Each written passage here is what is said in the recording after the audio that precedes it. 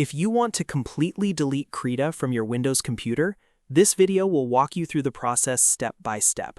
Whether you're freeing up space, switching to a different drawing app, or simply no longer need it, uninstalling Krita is quick and easy once you know exactly where to go.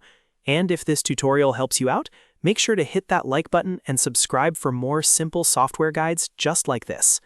Alright, let's get started. The first thing you want to do is make sure Krita is completely closed. If the app is still running in the background, Windows may not uninstall it properly.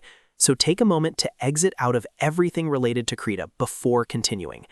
If needed, you can also check your system tray or open Task Manager and end any Krita processes that are still active.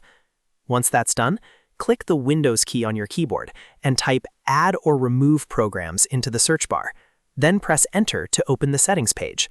This is where Windows lists all of the apps installed on your computer, and it's the safest place to remove software the right way.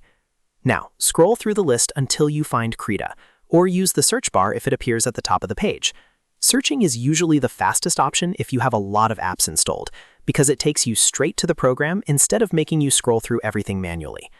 When you see Krita in the list, click the three dots next to it, or in some versions of Windows, click directly on the app name, depending on how your system is set up. From the menu that appears, select Uninstall. Windows will then ask you to confirm that you want to remove the program, so go ahead and approve that prompt. After that, the Krita uninstaller will launch. Follow the on-screen instructions carefully, and keep clicking through the prompts until the uninstall process is complete. This may take a few moments, so just let it finish. Depending on your version of Windows, you may be asked 1 or 2 extra confirmation questions, but the steps are still very straightforward. Once it's done, Krita should be fully removed from your device.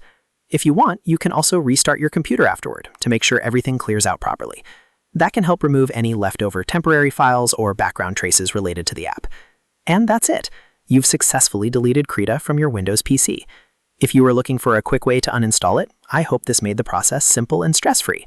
If this tutorial helped you, please like the video, subscribe to the channel, and turn on notifications so you don't miss the next simple tech walkthrough. Thanks for watching, and I'll see you in the next one.